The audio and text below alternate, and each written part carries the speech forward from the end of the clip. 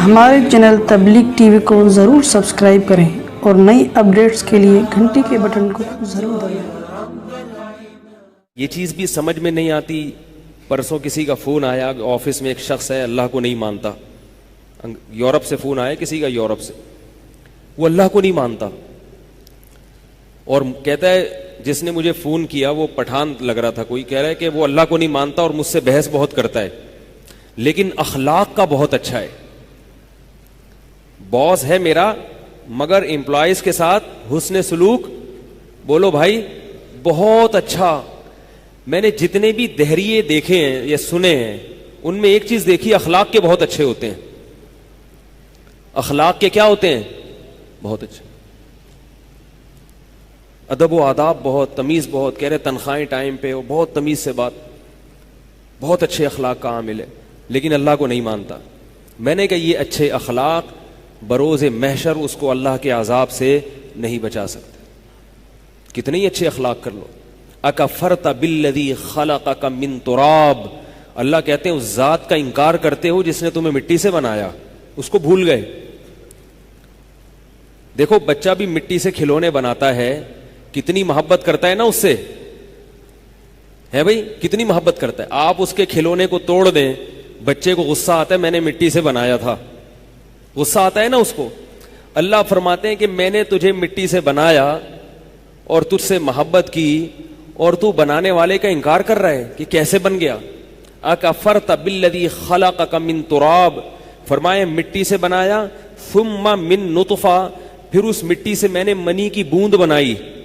مٹی ہے نا مختلف شکلوں میں پروسیس سے گزرتی ہے اور منی کا قطرہ بن جاتی ہے.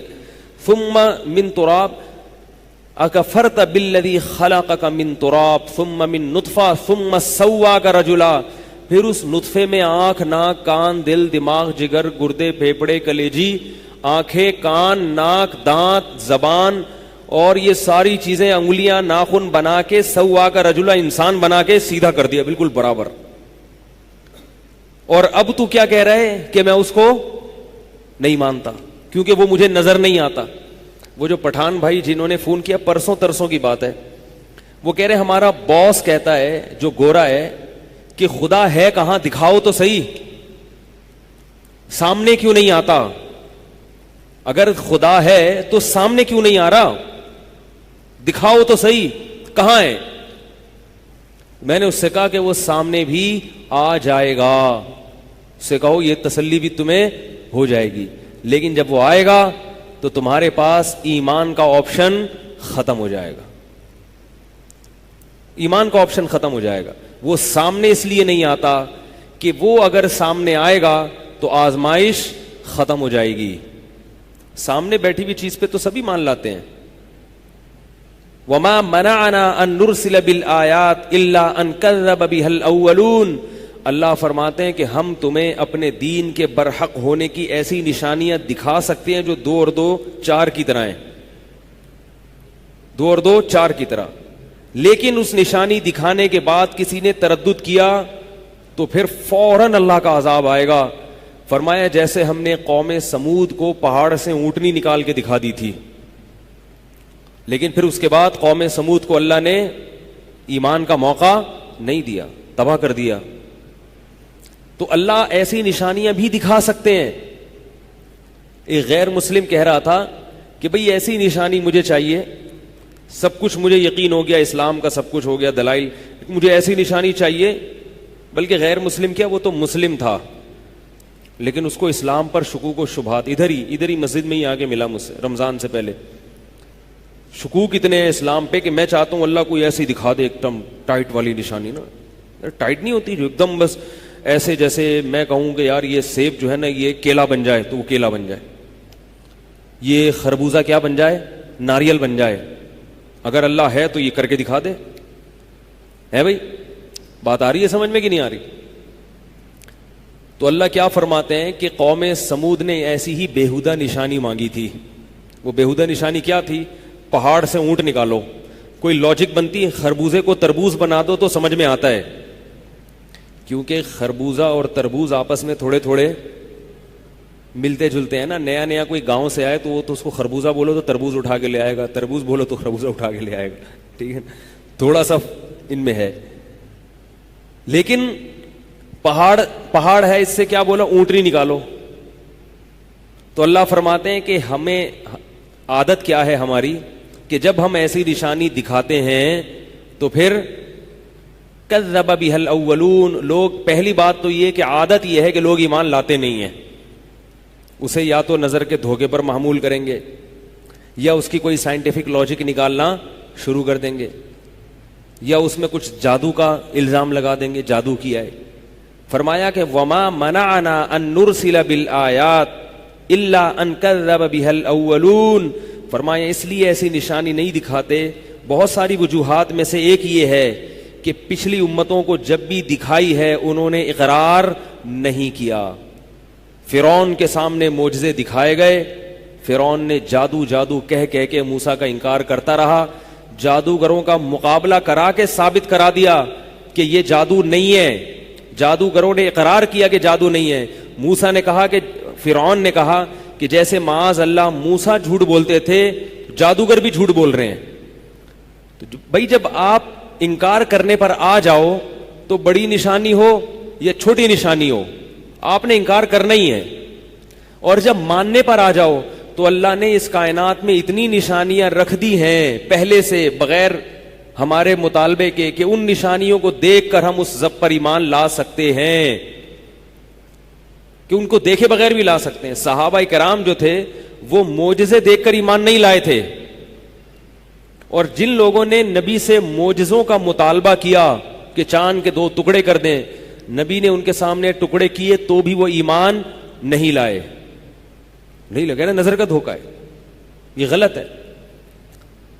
میرے سامنے ایک دفعہ ایک میاں بیوی کا جھگڑا آیا, عورت نے شوہر پر ایک الزام لگایا,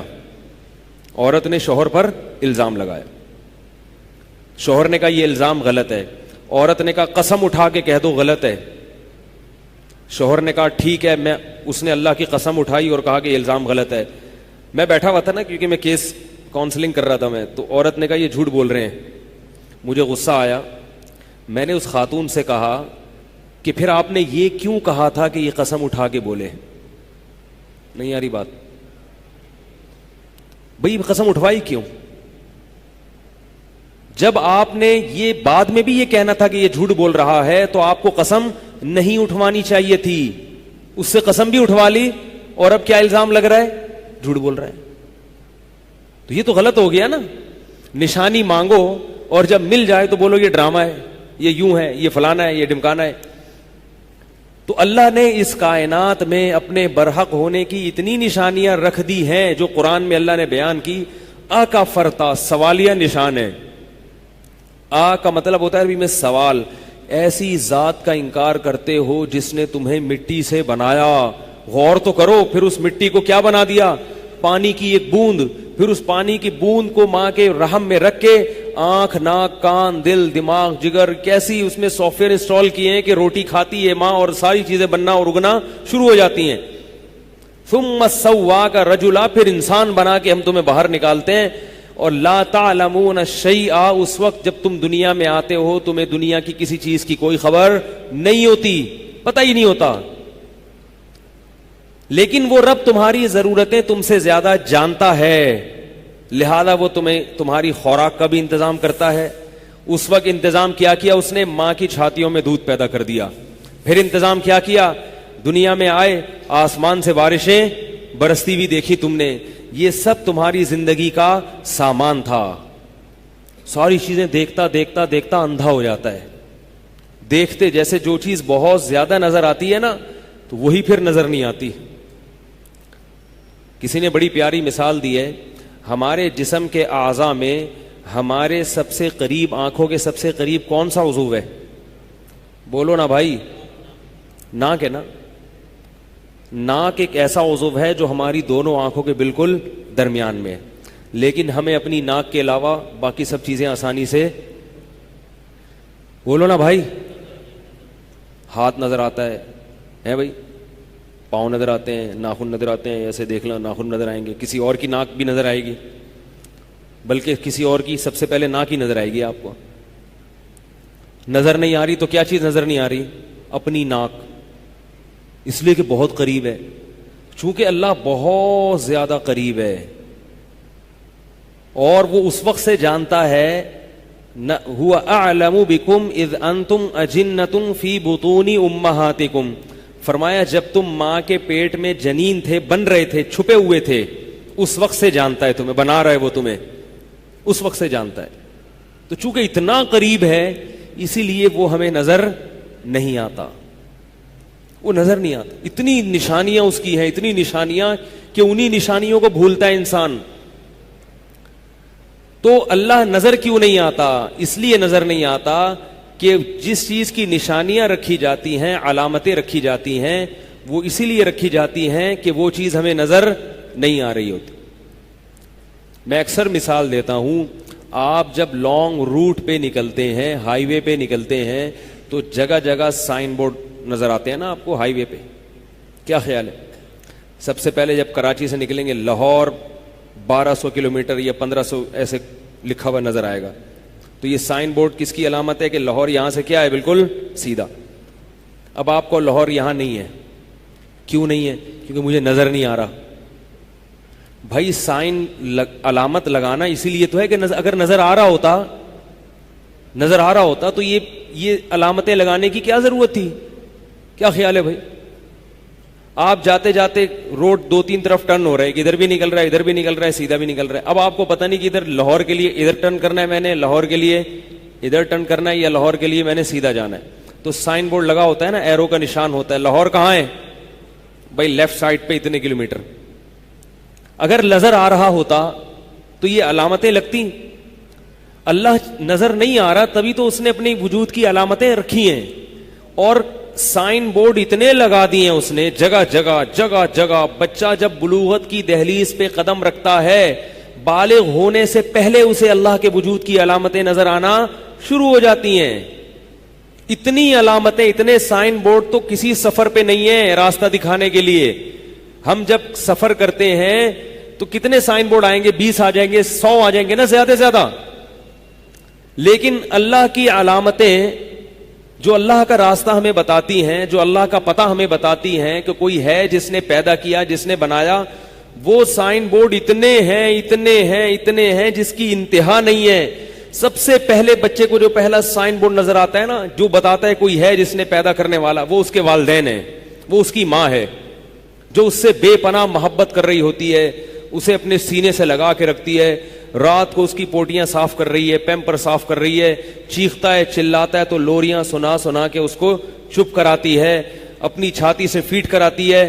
تو بچہ جیسے ہی تھوڑا تھوڑا سمجھدار ہوتا ہے, اگر وہ عقل ہوگی اس میں, تو اس کو یہ, اس کے ذہن میں یہ سوال پیدا ہوگا کہ میں تو محتاج ہوں, بالکل اپاہج ہوں, کچھ بھی نہیں کر سکتا. تو یہ کون سی ذات ہے جس نے اس عورت کے دل میں, اس شخصیت کے دل میں میری بے پناہ محبت ڈال دی, اور اس محبت کے بغیر میری پرورش ممکن, بولو بھائی, نہیں تھی. آپ اگر یہ کہتے ہیں نا کہ یہ خود سے ہو گیا ہے, جو دہریے ہیں نا ان کے پاس پتہ ہے اس کا کیا جواب ہے؟ یہ تو نیچرل ہے, جس نے جنا ہے وہ محبت تو کرے گی, یہ تو نیچرل ہے بھائی, یہ تو نیچرل ہے. تو نیچر کی کیا ڈیفینیشن ہے؟ نیچر خود سے تھوڑی کوئی چیز ہوتی ہے, قدرت نے رکھا ہے نا یہ. اور اگر آپ نیچر کو اللہ سے ہٹا کے الگ چیز فرض کرتے ہیں, اور آپ یہ کہتے ہیں کہ جو بھی جنے, جو پیدا کرے وہ لازمی محبت کرے گی, تو پھر سانپ کی مادہ اپنے بچوں سے محبت کیوں نہیں کرتی؟ مچھلی جب انڈے دیتی ہے, اس سے بچے نکلتے ہیں, تو وہ اپنے بچوں سے محبت کیوں نہیں کرتی؟ نہیں آ رہی بات میرا خیال ہے. سانپنی جب انڈے دیتی ہے نا, جب اس سے بچے نکلتے ہیں تو انہی بچوں کو کھانا شروع کر دیتی.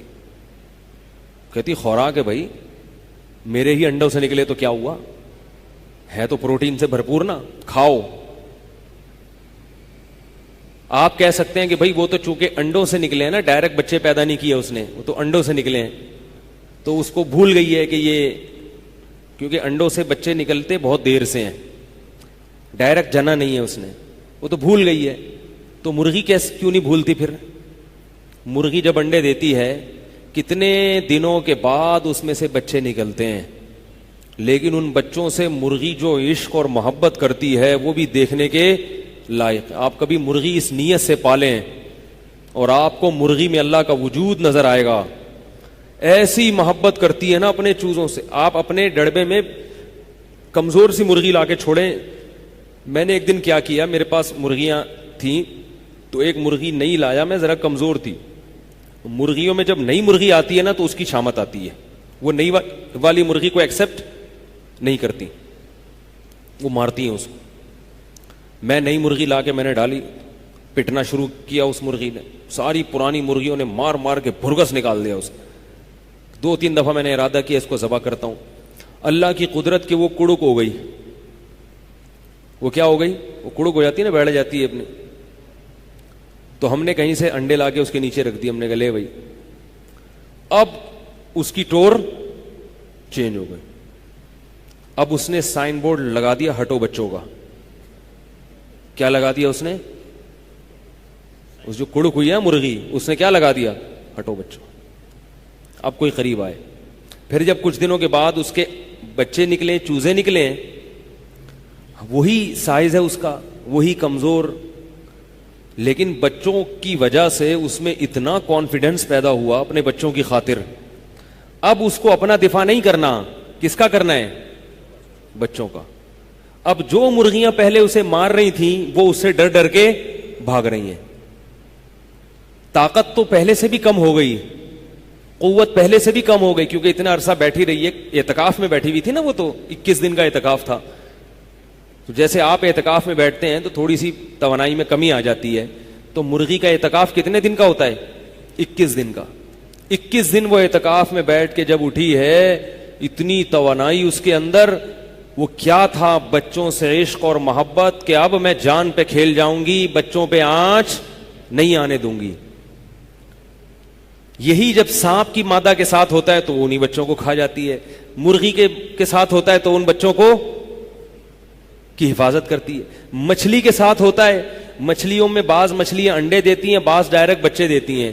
جو انڈے دیتی ہیں وہ انڈے کھا جاتی ہیں، جو بچے دیتی ہیں وہ بچے کھا جاتی ہیں.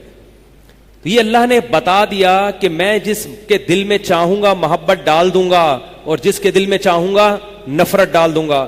انسان کی ماں کے دل میں اللہ نے انسان کے بچے کی محبت ڈالی ہے. اگر اللہ نہ ڈالتا تو یہ نیچر نہیں ہے، فطرت نہیں ہے. ماں کبھی بھی نہ پالتی بچے کو. جیسے عورت کی گود میں دوسرے کا بچہ لا کے پکڑا دو، ذرا تجربہ کر کے دیکھیں آپ. اپنا ہی ہو لیکن دوسری بیوی کا ہو،